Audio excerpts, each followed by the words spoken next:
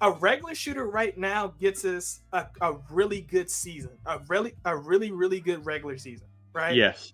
But in the playoffs, we're gonna have the exact same problem. We with Don, Lack of shot creation. Shot because Don is gonna get doubled, he's gonna get tripled, and the no shooters is gonna get cold because we can't get nobody to get them space. Yeah. Right? So that shooting is basically cut in half. But if you got Brandon Ingram or somebody of that magnitude, like maybe Paul George, maybe somebody along that lines, it gets different because now an actual shooter like Max Strus, he has a lot more space because you're not gonna double both PG and Don, because if you do that, Max Strus is wide open. Yeah, and then you can kind of fill it out with shooters. But I do think as much as I love Ice, I think Ice is gone though. Really? Yeah. Is that happening? Yeah, I think he's gone. I don't think I don't see them re-signing him. Well, actually, correction. Maybe sign and trade. Sign and trade, yeah. Yeah. Because they're not gonna let him walk. He's a restricted free agent. Like, you got to understand, when you got that RFA, realistically, a team is not gonna let you walk unless you was just that bad of a player. Yeah. Isaac Curl's he's a really good on-ball defender. And he's a really good off-ball defender. It's just he's just not consistent enough on that corner three or that wing three, even though he's improved. But I do think he gets shopped. I don't think they pay for him.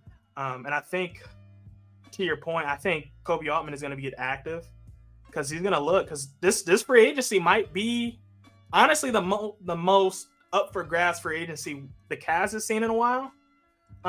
So maybe you do look for, even though Lauri Markkanen is not a shot creator, but maybe you look for try to trade for Lauri.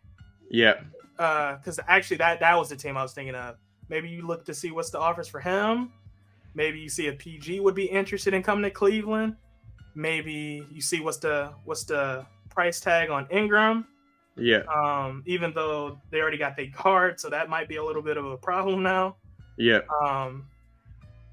Yeah, well, Paul George is a weird one. Like, I mean, when all these videos and stuff come out, like, I'm guessing Paul George will have picked his team, but like in past tense right now, we don't know. But I mean, that theory yesterday, like the rumor that Paul George to the Nuggets was like pretty much a near done deal, but they didn't want to really part ways with.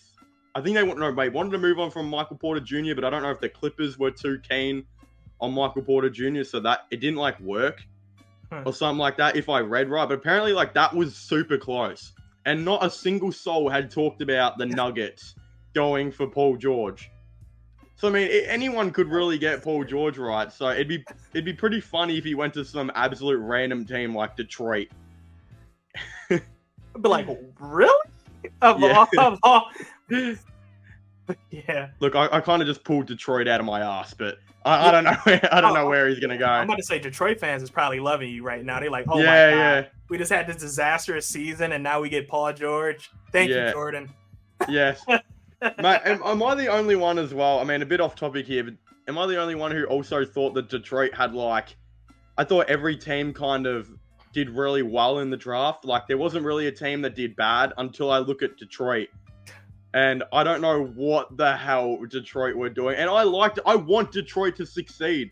I don't even mind the Pistons. Like, I don't have any hate towards the Pistons. I loved Blake Griffin on the Pistons. But what the hell you pick